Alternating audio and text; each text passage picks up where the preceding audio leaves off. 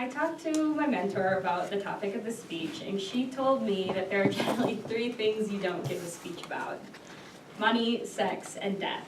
And nevertheless, here I am, speaking about adult sexual interest in children. And I think this is a really important topic to bring to your attention because worldwide, a recent meta-analysis put the global incidence of lifetime prevalence for child sexual abuse at 13%. And that was 217 studies and nearly 10 million individuals that were surveyed. So this is a pretty large scale issue. And in order to understand this issue, it's important to understand the adults who have sexual interest in children.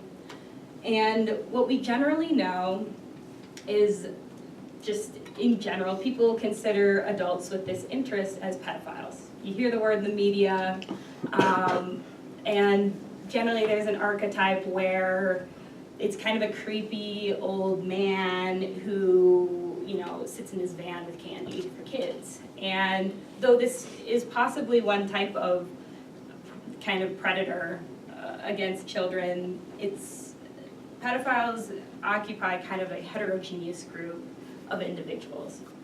And so generally there's 2 categories of individuals that fit into the under the umbrella of adults with sexual interest in children. And these are adults who are detected and those who are undetected. And we know the most about detected adults because there are criminal population and there are clinical population. Criminal population meaning adults with contact or exposure offenses, adults who view child pornography, and adults who use children, abuse children for power and control, either over the child or over an adult in their life. And generally, those individuals who are prosecuted for their crimes can also fall under the clinical umbrella, which involves actually qualifying for a pedophilic disorder, which is determined through our diagnostic and statistical manual, which is a psychiatric manual that psychologists use to put people into categories of mental disorders. And so that's one group of individuals we know about. However, there's another group of adults who remain undetected in the community, and these can generally be organized into a really charming word, Dunkelfeld offenders, which Dunkelfeld is German for dark field. So these are undetected offenders who are also remain unprosecuted. And then there's also just adults with sexual interest in children. And these have also been termed as potential offenders, but we don't really know where interest becomes action. That's where the research is taking us now. And like I said, we know a lot less about the community population, and that's what I'm actually studying now. I hope to give another speech later about what we're finding in that regard.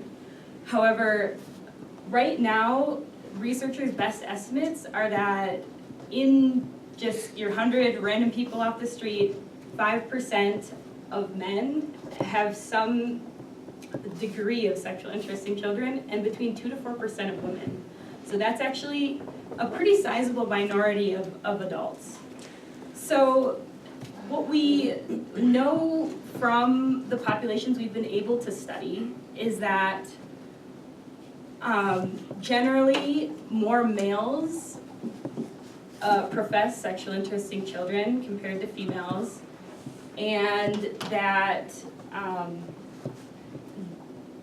researchers are very interested in understanding the developmental experiences of these adults.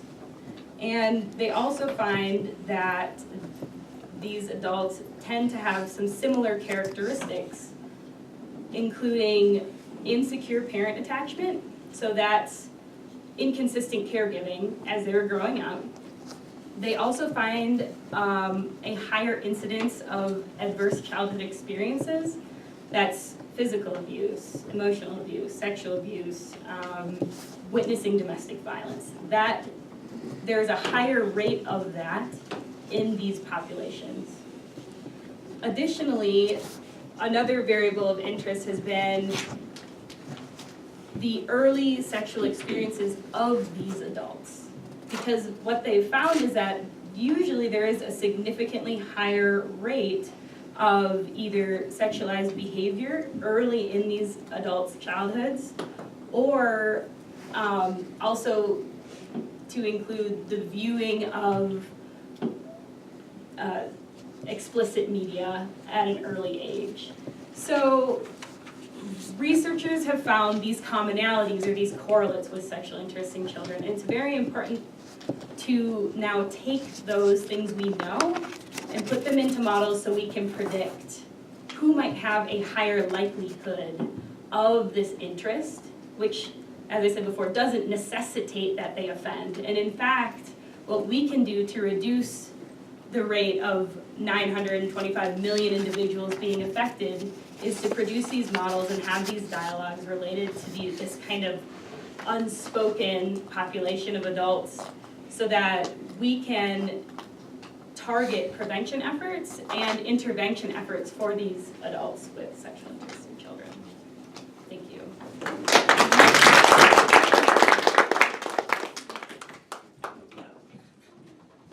Leah, thank you for educating us on a subject that seems to be becoming more prevalent, especially